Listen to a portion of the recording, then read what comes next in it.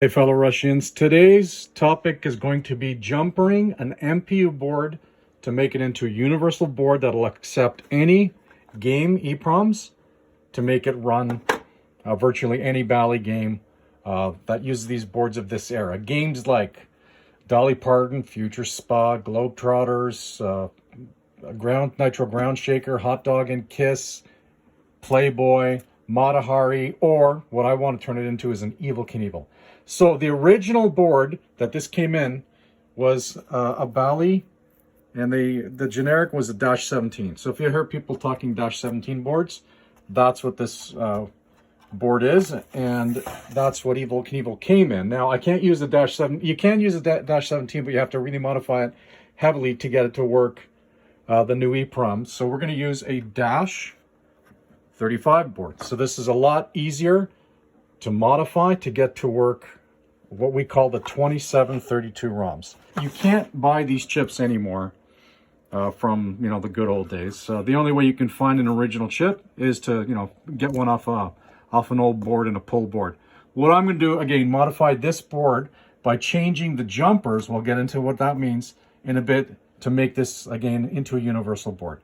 Now, how do I know what game this one is for? So if I look at the number here, so this is 741-10. You can go to a site called pinrepair.com, and it gives you a list of all the numbers for the EPROMs to see if you've, perchance happen to have the right one. This one, again, it's a 741-10. If we look down here, so 721, blah, blah, blah. Let's keep going on. 741-10, supersonic. Okay, so this is out of a supersonic. It's not going to work. Obviously in a in an Evel Knievel game. So what we're going to do is going to jumper it, make it work on these ROMs, which you can buy and program them yourselves if you have a chip programmer. Okay, I'll show you how we're going to modify it. First thing is first, you got to make sure you're working with a working board. You don't want to chase your tail by going through all the work of changing the jumpers and everything, and then the game doesn't work because you didn't have a board that worked at the beginning. Okay, so what I've done basically, I've showed this in another video where I'm taking a computer power supply to get my 5 volts and my 12 volt, and I'm just hooking up the board to see if I can get the green light to flash. 12 volt goes on the test point, it's TP2. Just remember, 12, 2. Then the 5 volt goes on the TP5. Simple enough, right? 5, this is 5 volt. I've marked my leads. And ground is on the ground board. Okay, so I should turn this on. This thing should flash really quickly, and then flash 6 times, and it'll tell us it's a working board. There was a quick flash. 1, 2, 3, 4, 5, 6. Okay, we have a working board. Now let's get on to re-jumpering it. Okay, let's get into it. What are jumpers? Jumpers are basically little pieces of steel wire that jump one part of the board to the other. They're very discreet. They're interspaced everywhere. So here's E4, jumper to E1. Here's E2, jumper to E6, so on and so forth. Okay, so the first thing you want to do is when you start this, identify where your jumpers are that you're going to be moving and make it happen. So, for example, we will be removing E36 from E34 and changing it from E34 to E35. Okay, E36 will jump to E35. If the existing wire is long enough, we'll just reuse it. If not, just get some wire and use that to jump. So that's it. That's all jumpers are. The whole thing demystified in 1 second. And remember, the end goal is to replace these 2 ROMs. We're going to eliminate U1, and they're all silk screened right there. There's U1, there's U2, and there's U6. So you will be replacing these 2 chips. Okay, let's get on with it. Jumpers, this site will come up. actionpinball.com, and it's an excellent site. It doesn't show you how to do it, but it gives you what the jumpers are, or the order of the jumpers, and basically I'll show you how we do it. So When you open up the site, it'll give you all kinds of information. Just have a quick read. But what we want is we're not doing a 2716 EPROM, we're doing a 2732. Okay, so we're jumping down to 2732 in U2 and U6. So what we're going to do now is we're just going to change the jumpers to match what this says. So, okay, let's go through this real quick. Find point number 1, you don't do anything to it. 1 is no change. 2 is no change. 3 is no change. When we find 4, we're going to connect it to spot 13A. 5, no change. 6, no change. Spot 7 is going to get connected to spot 8. And then spot 8 is going to get connected to spot 7, so that's already done. Nothing for 9. 10 is going to go to 11, so 11 will go to 10. 12 goes to ground, so on and so forth. So we're going to follow all these, and we're going to do exactly what it says on the board. The fun part is finding where each spot is and then connecting them. Website gives you a location of where the jumpers are by where the chips are. It does a really good job. Familiarize yourself where they are before you begin. Just want to show you some of the equipment we're going to need. We're going to need some wire, wire cutters, wire stripper, just a random flathead screwdriver, some flux, a fiber pen. These are great for removing masks and stuff like that. Some solder. I am using, I'll zoom in on it here, flux core, made in Canada. So that's what you got to look for. You got to look for the good stuff. A soldering iron, and this thing's champ, the Hakko 808 desoldering for pulling solder out of some of the spots I know we're going to have to pull. Anyway, and I also have the jumper handy. So the first one we're going to do is we're going to go from 4 to 13A. So let's find 4. So directly below U6. Okay, there's 4.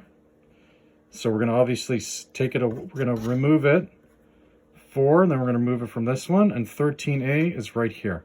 So we're going to run a wire from 4 to 13A.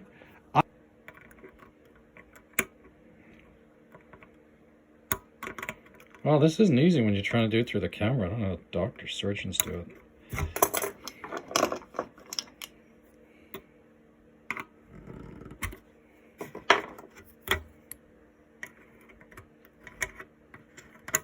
Okay. One down and a whole bunch to go. So now we're going to go from here up to here. There's what we're shooting for. So next we are going 7 to 8. Left of the U1, I'll show you where I'm looking. There's 7 and 8 left of the U1 run. 7 and 8, it's already done. We're grooving now, guys. Okay, so 7 to 8, 8 to 7 is obviously done. Now we want to go 10 to 11, which will take care of 11 to 10. 10 to 11. Oh, there they are. So 10 and 11. Okay, so we have to take off 9, because 9 is not you, so that makes sense. Okay. 10 and 11. Which takes care of 11 and 10. All right, what's next? 12 to ground. Okay, this is going to be a tricky one. I'm using the ground rail that connects all the chips, and I'm also going to scrape off the green protective coating that came from the factory.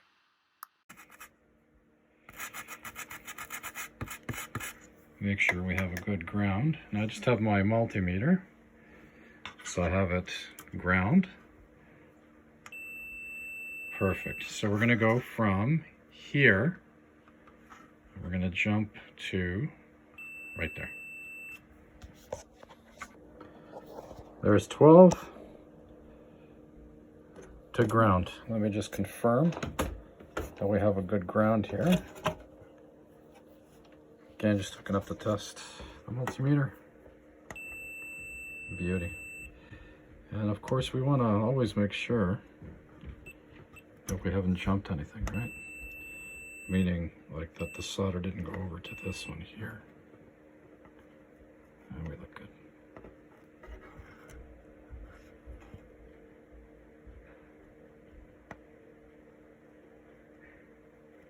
Good. There's 16A to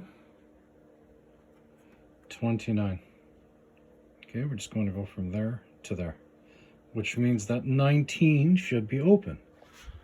And 19 is open. All right, so I just sucked it out with the Hako. And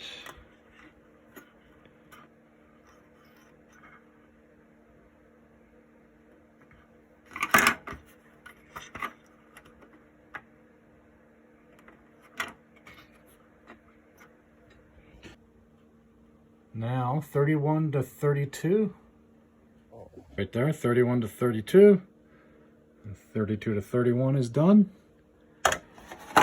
So 31, 32, 33 to 35 it's saying. So this will be the last one. So where's that? Okay, there's 33.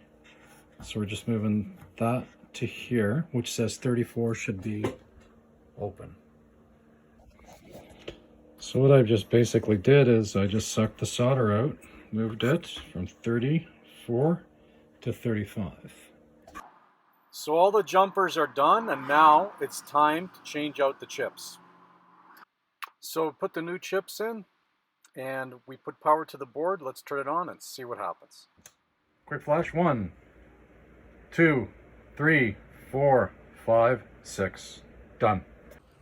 All right, so there you have it. Hopefully I've taken out some of the mysteries on what jumpers, how they work, what they do, what you need to make this into a universal board now. So this 2518-35 is now universal. Just change the chips. So email me, rushfan@live.ca, comments, questions, anything like that. Now it works on the bench. The ultimate test will be to have it work in the game. Anyways, Rush Fan over and out. Stay safe, guys.